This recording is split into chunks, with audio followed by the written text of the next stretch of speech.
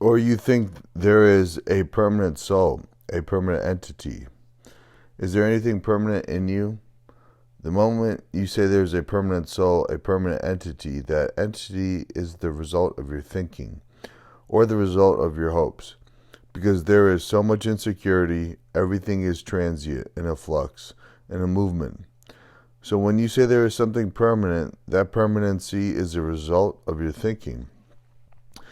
And thought is of the past. Thought is never free. It can invent anything it likes. So if you believe in a future birth, then you must know that the future is conditioned by the way you live now, what you do now, what you think, what your acts are, your ethics.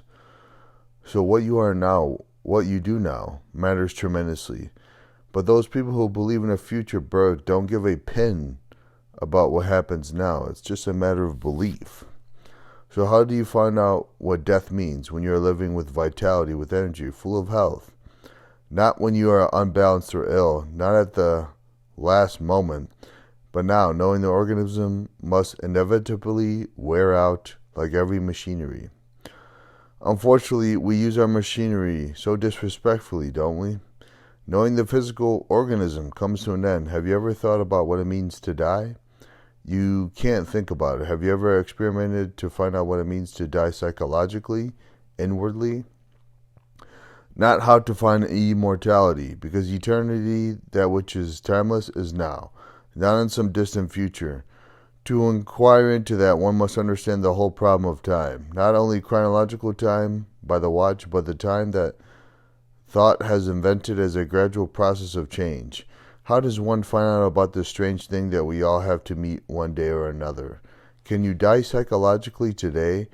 Die to everything that you have known. For instance, to die to your pleasure, to your attachment, your dependence. To end it without arguing, without rationalizing, without trying to find ways and means of avoiding it. Do you know what it means to die? Not physically, but psychologically, inwardly. Which means to put an end to that which has continuity. To put an end to your ambition, because that's what's going to happen when you die, isn't it? You can't carry it over and sit next to God. When you actually die, you have to end so many things without any argument. You can't say to death, let me finish my job, let me finish my book, all the things I have not done, let me heal the hurts which I have given others. You have no time. So you can find out how to live a life now, today, in which there is always an ending to everything that you began. Not in your office, of course, but inwardly to end all the knowledge that you have gathered. Knowledge being your experiences, your memories, your hurts, the comparative way of living, comparing yourself always with somebody else. To end all that every day so that the next day your mind is fresh and young. Such a mind can never be hurt, and that is innocence. One has to find out for oneself what it means to die. Then there is no fear. Therefore, every day is a new day, and I really mean this. One can do this so that your mind and your eyes see life as something totally new. That is eternity. That is the quality of the mind that has come up upon this timeless state, because it has known what it means to die every day to everything it has collected during the day. Surely, in that there is love. Love is something totally new every day, but pleasure is not. Pleasure has continuity. Love is always new, and therefore is its own eternity. Do you want to ask any questions? Questioner. Supposing, sir, that through complete objective self-observation, I find that I am greedy, sensual, selfish, and all that, then how can I know whether the kind of living is good or bad, unless I have already some preconceptions of the good?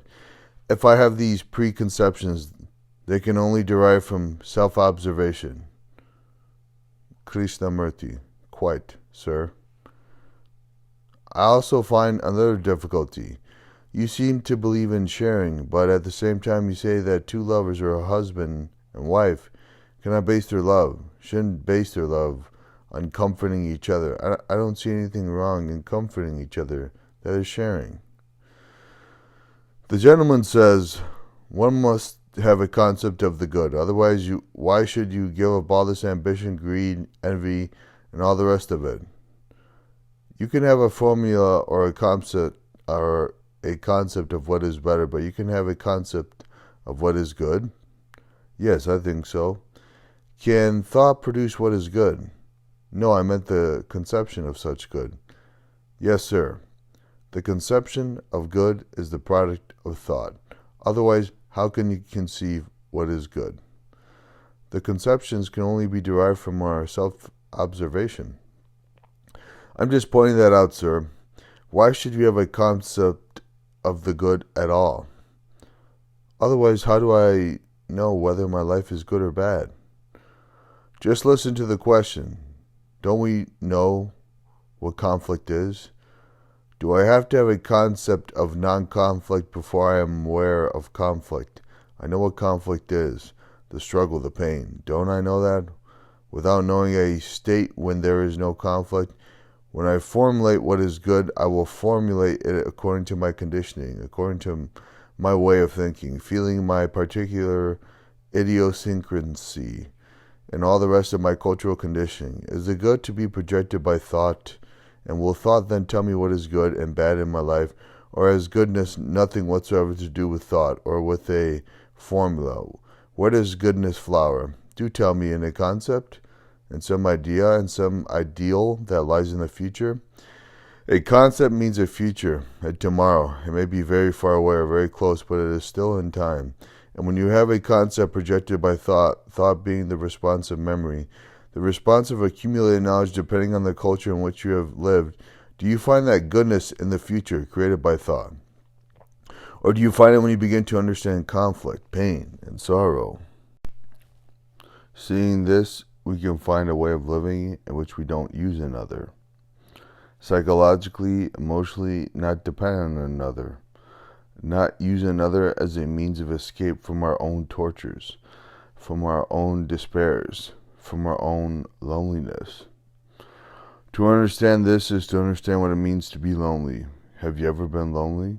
Do you know what it means? That you have no relationship with another, are completely isolated. You may be with your family, in a crowd, or in the office, wherever you are, when this complete sense of utter loneliness with its despair suddenly comes upon you. Till you solve that completely, your relationship becomes a means of escape, and therefore it leads to corruption, to misery. How is one to understand this loneliness, this sense of complete isolation? To understand it, one has to look at one's own life. Is not your every action a self-centered activity? You may occasionally be charitable, generous, do something without any motive. Those are rare occasions. This despair can never be dissolved through escape, but by observing it. So we have come back to this question, which is how to observe ourselves, so that in the observation there is no conflict at all.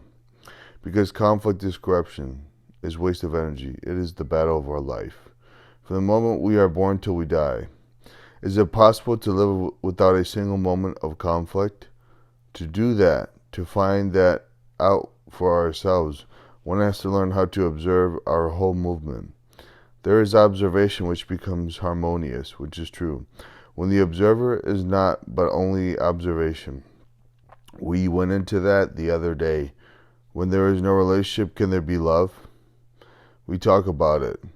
And love, as we know it, is related to sex and pleasure, isn't it? Some of you say no. When you say no, then you must be without ambition. Then there must be no competition, no division as you and me, we and they. There must be no division of nationality or the division brought about by belief, by knowledge. Then only can you say you love.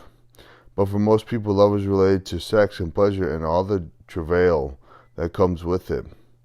Jealousy, envy, antagonism. You know what happens between man and woman? When that relationship is not true, real, deep, completely harmonious, then how can you have peace in the world? How can there be an end to war? So relationship is one of the most, or rather the most important thing in life. That means that one has to understand what love is.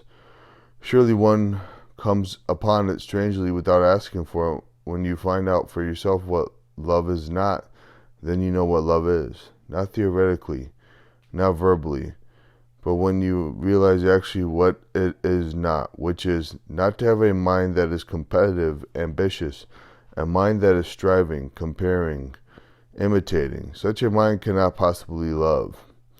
So can you, living in this world, live completely without ambition, completely without ever comparing yourself with another? Because the moment you compare, then there is conflict, there is envy, there is the desire to achieve, to go beyond the other. Can a man and a heart that remembers their hurts, the insults, the things that have made it insensitive and dull, can such a mind and heart know what love is? Is love pleasure? And yet that is what we are pursuing consciously or unconsciously. Our gods are the result of our pleasure. Our beliefs, our social structure, the morality of society, which is essentially immoral, is the result of our pursuit of pleasure. And when you say I love somebody, is it love? That means no separation, no domination, no self-centered activity.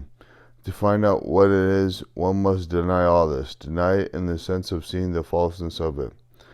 When you once see something as false, which you have accepted as true, as natural, as human, then you can never go back to it. When you see a dangerous snake or a dangerous animal, you never play with it, you never come near it. Similarly, when you actually see that love is none of these things, feel it, observe it, chew it, live with it, are totally committed to it, then you will know what love is, what compassion is, which means passion for everyone. We have no passion. We have lust. We have pleasure. The root meaning of the word passion is sorrow. We have all had sorrow of some kind or another. Losing somebody, the sorrow of self-pity, the sorrow of the human race, both collective and personal. We know what sorrow is, the death of someone whom you consider you have loved. When we remain with that sorrow totally, without trying to rationalize it, without trying to escape from it in any form through words or through action, when you remain with it completely, without any movement of thought, then you will find out that of that sorrow comes passion. That passion has the quality of love, and love has no sorrow. One has to understand this whole question of existence, the conflicts, the battles. You know, the life that one leads, so empty, so meaningless. The intellectuals try to give it a meaning, and we also want to find significance to life, because life has no meaning as it is lived, has it? The constant struggle, the endless work, the misery, the suffering, the travail that one goes through in life, all that has actually no meaning. We go through it as a habit. But to find out what the significance is, one must also understand the significance of death. Because living and dying go together. They are not two separate things. So one must inquire what it means to die, because that is part of our living, not something in the distant future to be avoided, only to be faced when one is desperately ill, in old age or in an accident or on a battlefield. As it is part of our daily life to live without a single breath of conflict, so it is part of our life to find out what it means to love. That is also part of our existence, and one must understand it. How do we understand what death is? When you are dying at the last moment, can you understand the way you have lived? The strains, the emotional struggles, the ambitions, the drive. You are probably unconscious, and that makes you incapable of clear perception. Then there is the deterioration of the mind in old age and all the rest of it. So one has to understand what death is now, not tomorrow. As you observe, thought does not want to think about it. It thinks about all the things it will do tomorrow, how to make new inventions, better bathrooms, all the things that thought can think about. But it does not want to think about death because it does not know what it means. Is the meaning of death to be found through the process of thought? Please do share this. When we share it, then we will begin to see the beauty of all this. But if you sit there and let the speaker go on, merely listening to his words, then we don't share together. Sharing together implies a certain quality of care, attention, affection, love. Death is a tremendous problem. The young people may say, why do you bother about it? But it is part of their life, as it is part of their life to understand celibacy. Don't just say, why do you talk about celibacy? That's for the old fogies. That's for the stupid monks. What it means to be celibate has also been a problem for human beings. That also is a part of life. Can the mind be completely chaste? Not being able to find how to live a chaste life? One takes vows of celibacy and goes through tortures. That is not celibacy. Celibacy is something entirely different. It is to have a mind that is free from all images, from all knowledge, which means understanding the whole process of pleasure and fear. Similarly, one has to understand this thing called death. How do you proceed to understand something of which you are terribly frightened? Aren't we frightened of death? Or we say, thank God I'm going to die. I've had enough of the life with all the misery of it. The confusion, the shoddiness, the brutality, the mechanical things by which one is caught. Thank God all this will end. That is not an answer, nor is it to rationalize death or to believe in some reincarnation, as the whole Asiatic world does. To find out what reincarnation means, which is to be born in a future existence, you must find out what you are now. If you believe in reincarnation, what are you now? A lot of words, a lot of experience, of knowledge. You are conditioned by various cultures. You are all the identifications of your life, your furniture, your house, your bank account, your experiences of pleasure and pain. That's what you are, aren't you? The remembrance of the failures, the hopes, the despairs, all that you are now, and that is going to be born in the next life. A lovely idea, isn't it?